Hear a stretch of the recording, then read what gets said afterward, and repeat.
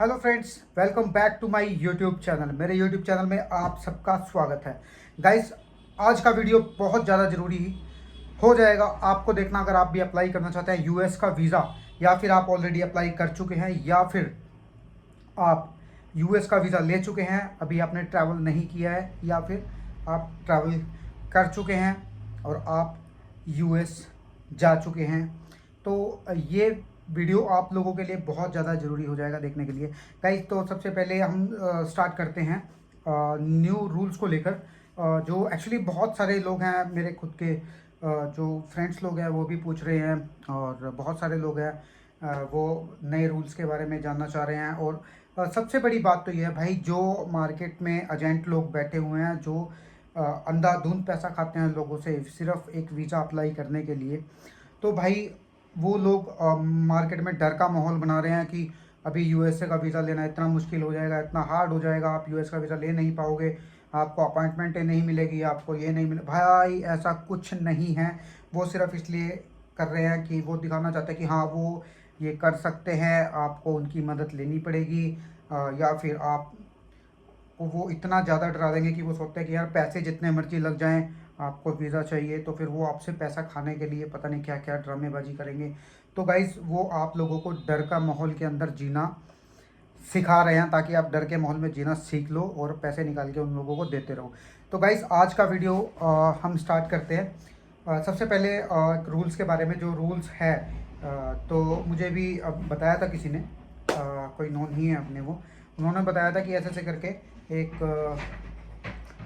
Rules है जो जिसमें है कि आप अप्लाई कर नहीं कर पाओगे, आप किसी थर्ड कंट्री से, जैसे नॉन इमिग्रेंट वीज़ा कैटेगरी में आप कहीं से भी अप्लाई कर सकते हो।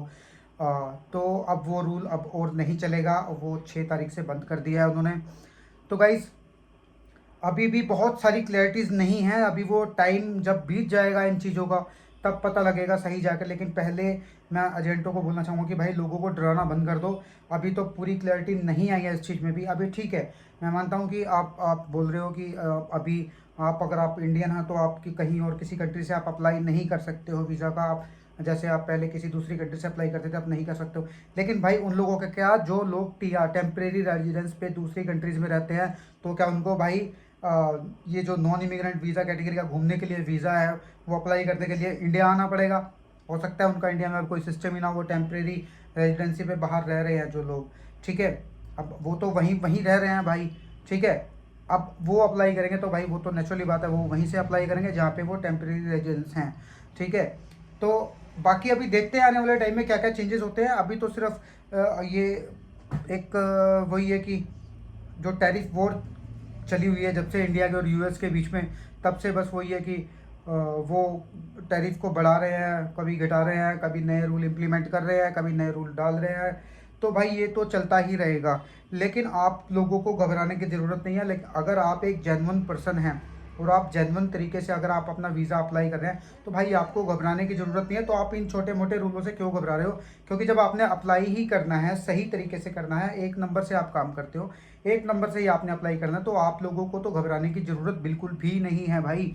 तो उससे कोई फ़र्क नहीं पड़ता कि रूल्स को क्या निकाल रहे हैं, क्या बना रहे हैं। भाई ठीक है, जो भी वो रूल्स बना रहे हैं, आप उन्हीं रूल्स के अंडर रहकर एक नंबर से सही तरीके से बिना अपनी प्रोफाइल ख़राब किए आप वीज़ा अप्लाई कर सकते हो, उसमें कोई इशू नहीं है भाई। अब आप लोग भी डरना छोड़ दो इन चीज़ों से कि अभी ये रूल आ गया है, वो रूल आ गया है। आने दो भाई, रूल आया, रूल जितने ज़्यादा आएंगे उतना ज़्यादा आपको ही बेनिफिट होगा। आपको बेनिफिट क्या होगा? आपको बेनिफिट ये होगा, जो फेक प्रोफाइल वाले लोग हैं वो पीछे हट जाएंगे भाई। उन्हीं की वजह से जो जेन्युइन प्रोफाइल वाला बंदा है, उन लोगों का वीज़ा रिजेक्ट होता है, वो उन्हीं लोगों की वजह से होता है जो फेक प्रोफाइल पे वीज़े अप्लाई करते हैं। और उनसे परेशान होके अभी काउंसलर क्या करते हैं, उनको समझ में नहीं आता कि कौन जेन्युइन है और कौन डुप्लीकेट है, या कौन किस तरीके से वीज़ा अप्लाई कर रहा है। तो भाई वो इम्पैक्ट पड़ता है। लेकिन जब भी कोई भी नया रूल आता है तो उससे नेचुरली बात है कि जो भी एक नंबर से वीज़ा अप्लाई करता है और सही तरीके से वीज़ा अप्लाई करता है, उसको हमेशा फ़ायदा ही हुआ है। तो आपको घबराने की ज़रूरत नहीं है। जो भी ये रूल आया अच्छा ही है, ये आपको कुछ ना कुछ फ़ायदा ज़रूर देगा। ये भी अभी आपको आने वाले कुछ दिनों में पता लग जाएगा इस चीज़ के बारे में। तो गाइज, और रही बात अपॉइंटमेंट्स की, तो भाई अपॉइंटमेंट्स तो पहले भी ऐसे उठती थी, अभी भी उठती है। और रही बात बाहर से अप्लाई करने वालों की, बाहर से कितने लोग अप्लाई करते थे, सिर्फ वही अप्लाई करते थे जिन लोगों को इन चीज़ों के बारे में पता होता था।